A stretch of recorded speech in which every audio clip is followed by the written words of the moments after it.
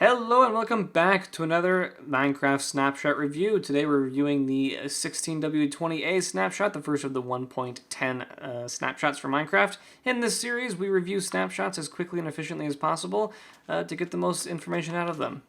So, first off, if we start walking this way, I am not pressing spacebar right now. Auto jump has been added to Minecraft.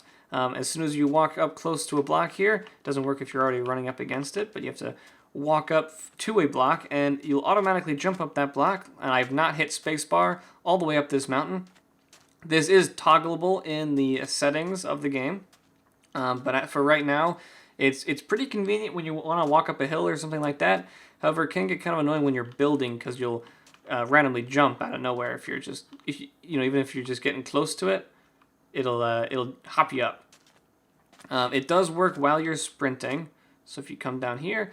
So I'm sprinting right now, and I can run up, and it'll run up. If you hit the corner of a block there, it usually will stop you sprinting. If you hit it right on, you'll be able to make it through.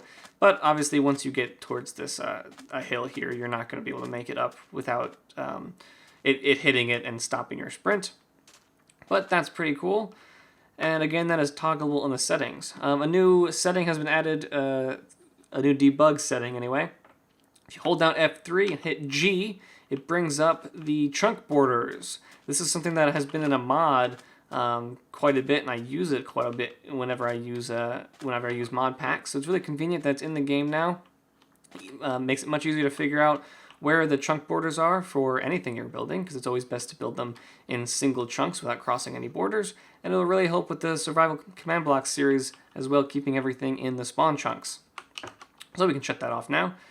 And moving over here, ignoring all of that, if we run up this way, you can see a new particle effect has been added. This is the falling sand particle effect. Whenever sand is floating above nothing, and which means it has a chance to fall as soon as it updates, it has a little particle effect. This is also here with gravel, and also they make less of an attempt to prevent sand from spawning like this in the world generation. Usually this will be replaced with sandstone, but it's not anymore, so that we can get this effect. And obviously if I update that, then the sand will fall. So that's pretty neat. Adds a little bit of interest to the world, for sure, and a little bit of danger as well. So moving down here, the next thing I want to talk about is the bone block. The bone block has been added. You can actually find these in deserts underground as fossils, but you can also craft them with 9 pieces of bone meal, and you can get them back as well. So it's an efficient way of storing bone meal, and it's a very nifty new building block, because if you compare that to quartz, it's not quite as bright as quartz, and sometimes quartz can be too bright. So building with this bone block, I'm sure to go with a lot of things, such as sand, even quartz, a lot of cool things here. So I had a couple mobs here, but they've despawned. So there's two new types of skeletons / zombies here. We've got the strays, which is the new type of skeleton, and then we have the husk, which is the new type of zombie. So if we throw these in here, we can get a good look at them. Now these guys, they act just like skeletons and zombies with a little bit of an effect. When the skeleton or the stray attacks you, it will apply a slowness effect to you. And that is not coming from the bow. As you can see, the bow is not enchanted. So it is just the mob itself that applies that effect. And the zombie will apply a hunger effect to you. So I'll show that in just a second. But other than that, these guys will only spawn on the surface layer. So they will not spawn in caves and in deserts, at least for the husks. I'm not sure about the strays, but the husks spawn in deserts. So let's just go to game mode 0 really quick, just to show he attacks me. I get a slowness effect, and let's kill this guy. Oh yeah, forgot to mention. Strays will burn up in sunlight, just like normal skeletons. However, husks will not burn up in the sunlight. They can stand the sunlight no problem, and they will never burn up, just like creepers. So let's go and head back to 0, just to show this guy attack, and we'll get a hunger effect for 13 seconds off of him. The stray gives about 30 seconds of slowness. But other than that, they drop the same things, arrows and zombie flesh. And you've probably already noticed another new mob here, the polar bear. These guys will spawn in snow biomes. They are one of the biggest mobs out there. Shorter than horses, but about the same size, 2x2. About, you know, it's not exactly 2x2. It's probably like 1.6 or something. Hard to say. But yep, it's a passive mob. So if I go and break these up here, he will not attempt to attack me until I attack him first. So he's a neutral mob. So if I attack him, he'll attempt to attack me, and he actually does a lot of damage. Something like 3.5 hearts. But he didn't drop any there. But polar bears will drop fish. All right. And up here you'll see, I'm not sure if this is actually one of the big ones, but randomly the mushrooms will have a chance to grow into super mushrooms. I'm not talking about the little mushrooms, but when they grow into big mushrooms, they actually have a chance to double in size. So they'll be twice as tall. I believe this is one of them. Okay, let me just get back into creative mode really quick. So this here is the new structure block, and this is pretty complicated, so I'm not going to go into too much detail with this, but basically this is kind of like an MC Edit schematic block. You can save and load structures from this block into the Minecraft save. So for example, if I want to save something, I could just select the area with the structure blocks. There's several different types of structure blocks here. There's data mode, save mode, load mode, and corner mode. I'm not exactly sure what the corner and data mode do, but the save mode is pretty easy. You select the position of everything. I believe the maximum size is 32 by 32, and you can name it. And loading does the exact same thing, except you load it.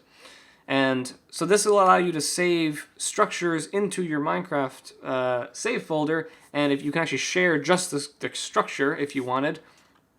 So you could, you know, for example, give a huge command block contraption and just have someone download the single structure folder instead of having to download an entire Minecraft world, and they could implant that wherever they want. It can also be used in map making because you can set this block anywhere in the world and then spawn in huge structures without having to actually clone them in. Previously, you'd have to clone in structures from elsewhere in the world. Now you don't have to. You can save that into a file and then have this spawn that in wherever you want it to multiple times. So a lot of really good uses for this. It's almost as complicated as command blocks, so not too much you can get through in just one little short snippet of this, but we'll leave that for another time. So let's go ahead and move into the Nether.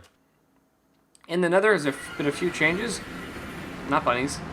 But Endermen have a chance to spawn in the Nether now, just like skeletons. But I believe Endermen can spawn anywhere, and rather rarely, because I haven't seen any yet. But they do have a chance to do so, and they also can pick up the blocks, the Nether rack, quite easily.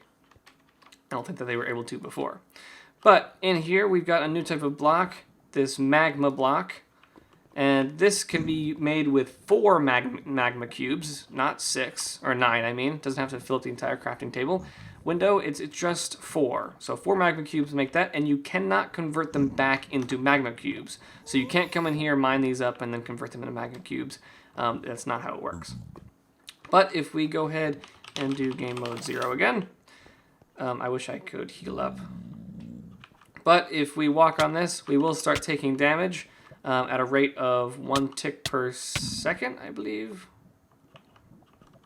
Something like that. But any mob that stands on this will do damage, except for the Nether mobs, obviously. So zombie pigmen will not take damage on it. However, if you hold down shift and walk on it, you will not take damage. So you can actually walk around on these as long as you're holding shift. But the second you let go, you'll start taking damage again. Let's go back into game mode 1 here so we don't die. And finally, we've got the Nether wart block, which, just like the bone block, allows you to store nether wart and also build with it. It is a 9 nether wart in a crafting table, and you can craft these. So good way to store it, and possibly use it as a building block. Not nearly as pretty, but there's definitely uses for it. That pretty much covers this first snapshot for Minecraft 1.10. Looks pretty good so far, and I always like to recommend whether you should or should not upgrade to the next snapshot, and this snapshot I do not see a reason not to upgrade. It just adds several things, doesn't seem to be too many bugs, and everything works out normal. And also there's not a very likely chance that any of this will change in the future.